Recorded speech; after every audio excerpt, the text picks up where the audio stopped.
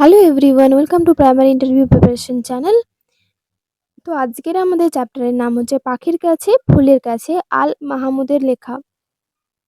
এটা হচ্ছে পঞ্চম শ্রেণীর বাংলা বই, পাতাবাহার। সেই বাহারের যে 5 নম্বর অধ্যায়, সেই পাখির কাছে ফুলের কাছে, সেটাই কিন্তু আমরা আজকে পড়ব। তো চলুন আজকে শুরু করা যাক। পাখির কাছে ফুলের কাছে, আল মাহমুদের লেখা। তো দেখতে পাচ্ছেন লেখা আছে পাখির কাছে ফুলের কাছে, আল মাহমুদের লেখা। পাখির কাছে ফুলের কাছে। নারকলের ওই লম্বা মাথায় হঠাৎ দেখি কাল, ডাবের মতো চাঁদ উঠেছে ঠান্ডা ও গোলগাল। ছিটকিনিটা আস্তে খুলে বেরিয়ে গেলাম ঘর, ঝিম ধরা এই মস্ত শহর কাঁপছিল থর থর। মিনারটাকে দেখছি যেন দাঁড়িয়ে আছেন কেউ, পাথর ঘাটার গির্জেটা কি লাল পাথরের ঢেউ। দরগাতলা পার হয়ে যেই মোড় ফিরেছি বাঁয়, কোত্থেকে এক উটকো পাহাড় ডাক দিল আয় আয়। পাহাড়টাকে হাত বুলিয়ে লাল দিঘিটার পাড়, এগিয়ে দেখি জোনাকিদের বসেছে দরবার।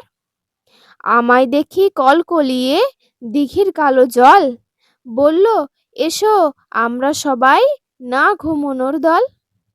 পকেট থেকে খোলো তোমার পদ্ম লেখার ভাঁজ, রক্ত জবার ঝোপের কাছে কাব্য হবে আজ। দিঘির কথায় উঠল হেসে ফুল পাখিরা সব, কাব্য হবে জুড়ল কলরব।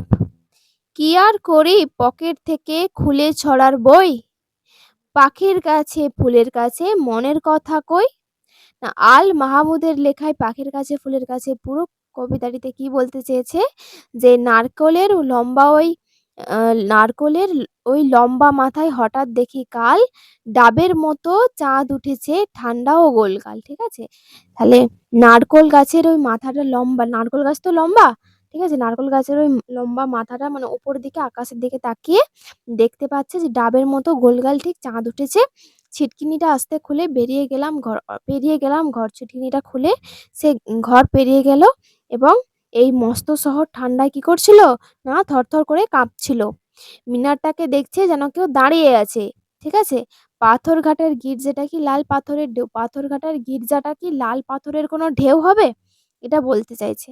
দরগাতলা পার হয়ে যাই মোড় ফিরেছি ভাই। দরগাতলা বলে একটা জায়গা আছে, যেখানটা ফিরে বাঁ দিকে ফিরেছে, কোত্থেকে একটা উটকো পাহাড় ছিল দেখতে পেয়েছে, সে ডাকছে কবিকে আয় আয় বলে।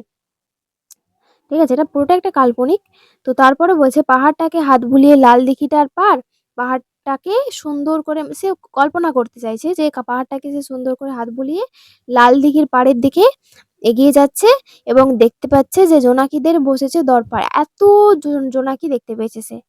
আমায় দেখে কলকলিয়ে দিঘির কালো জল, দিঘিতে আবার কালো জল আসছে এবং তাকে দেখে নাকি বলছে যে কি বললো সবাই আমরা না ঘুমানোর দল, তুমিও এসো আমাদের সাথে। ঠিক আছে, এরপর বলছে যে পকেট থেকে খোলো তোমার পদ্ম লেখার ভাঁজ, অর্থাৎ পকেট থেকে তুমি খোলো তোমার যে পদ্ম লিখেছো তার ভাঁজটা তুমি খোলো, অর্থাৎ একটা পকেট থেকে একটা কবিতা লিখেছে সেটার একটা ভাঁজ খুলতে বলছে। রক্ত জবার ঝোপের কাছে কাব্য হবে আজ। রক্ত জবা, এই যে দেখতে পাচ্ছ রক্ত জবা ফুল আছে এই পাহাড়ে, রক্ত জবা ফুলের কাছে কিন্তু সে বলছে আজকে কলরব হবে। ঠিক আছে, মানে রক্ত জবা ঝোপের কাছে আজকে কাব্য হবে। দিঘির কথায় উঠলো হেসে ফুল পাখিরা সব, দিঘির কথাতে সবাই হেসে উঠলো, ফুল পাখিরা সবাই হেসে উঠলো। কাব্য হবে জুড়লো কলরব। সবাই মিলে একসঙ্গে বলতে লাগলো যে আজ কাব্য হবে। কি আর করি পকেট থেকে খুলে ছড়ার বই, অর্থাৎ সে পকেট থেকে ছড়ার বইটা খুলে পাখির কাছে ফুলের কাছে মনের কথা কই, অর্থাৎ সে পাখির কাছে এবং ফুলেদের কাছে তার যে মনের কথা সেটা কিন্তু সে বলতে শুরু করলো। তো এই ছিল আজকের কবিতাটা কেমন লাগলো অবশ্যই জানাবেন, আর ভালো লাগলে অবশ্যই একটা লাইক করবেন, চ্যানেলে নতুন হয়ে থাকলে চ্যানেলটিকে অবশ্যই সাবস্ক্রাইব করে রাখবেন। পরবর্তী যেই গান আছে একটা ওরে গৃহবাসী, সেই নিয়েও কিন্তু আমরা পরবর্তী একটা ভিডিও বানাবো। তো তার জন্য কিন্তু চ্যানেলটিকে অবশ্যই সাবস্ক্রাইব করে রাখতে হবে। আর আজকের মতো এই পর্যন্ত ভিডিওটা ছিল, দেখা হচ্ছে একটা পরবর্তী ভিডিওতে। থ্যাংক ইউ সকলকে।